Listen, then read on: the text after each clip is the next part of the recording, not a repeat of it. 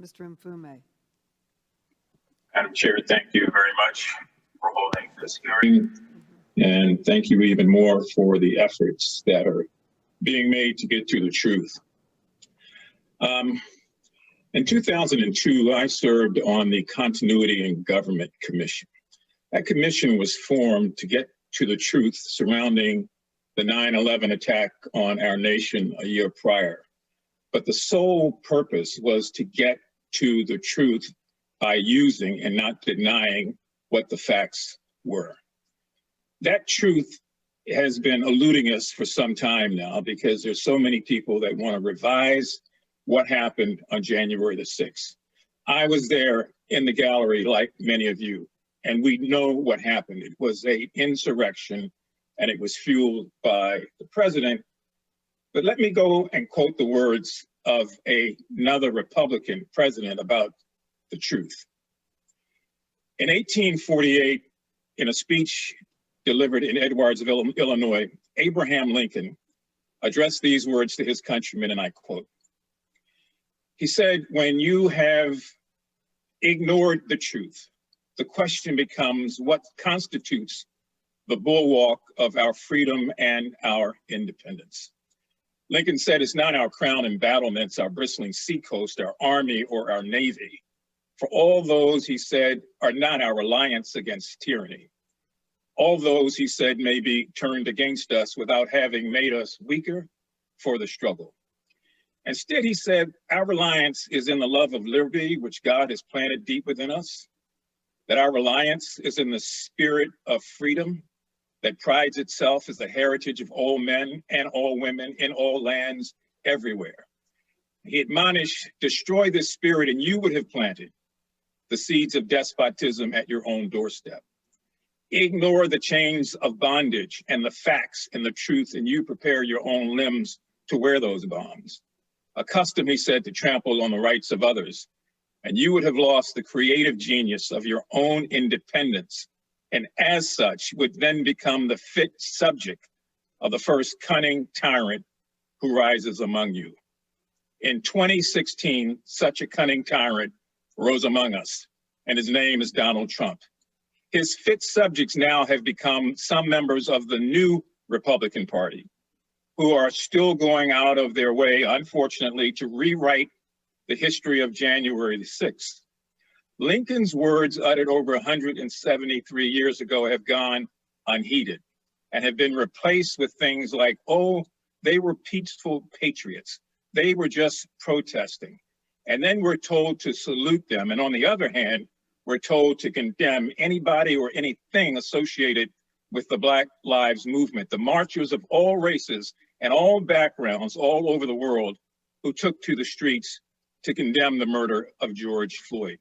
That's an interesting juxtaposition, but it sounds like escapism to me.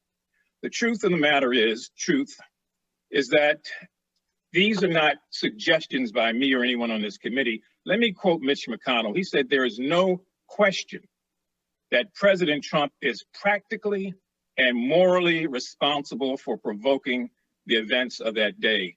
So I don't care how many times we dressed it up and rolled it back out, it's still a big lie. I served with Ronald Reagan. I served with the first George Bush. George W., the second one, and I became friends, working together, oftentimes at odds on issues, but none of them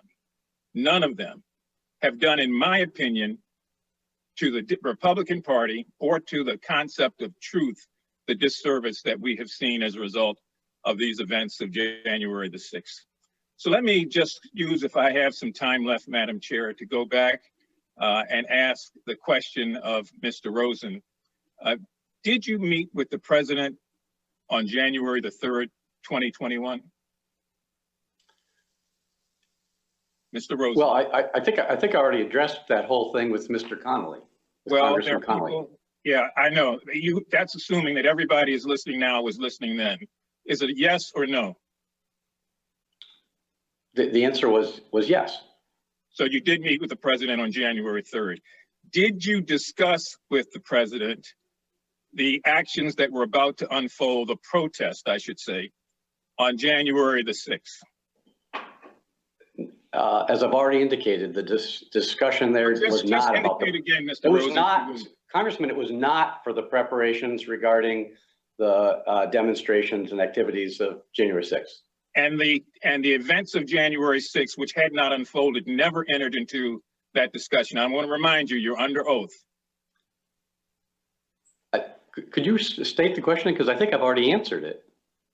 Did you discuss anything about January the 6th with the president in your January 3rd meeting with him? As I said, that meeting was not about the preparations for January 6th. That's not what I asked you. You're under oath. Did you discuss anything about what was about to unfold on January the 6th with the president? Congressman, I think I've said what I can and I'm going to say about that. I'm not going to talk about the substance of what the meeting was about. I've told you what I can say about that. Well, I think you're evading a question that most of America wants to know. Let me take that one step further, though. On January the 3rd, did you discuss anything about the attempts to overthrow the election? Yes or no?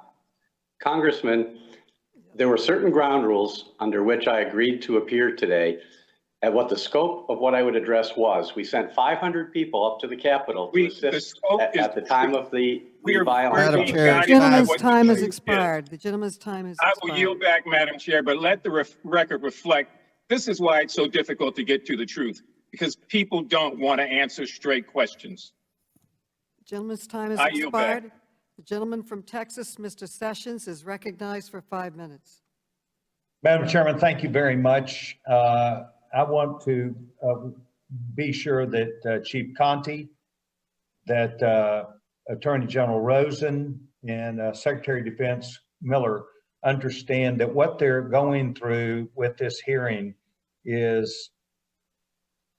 would be unparalleled if Republicans were in the majority. We ask witnesses to come up, we take their testimony, we ask them questions.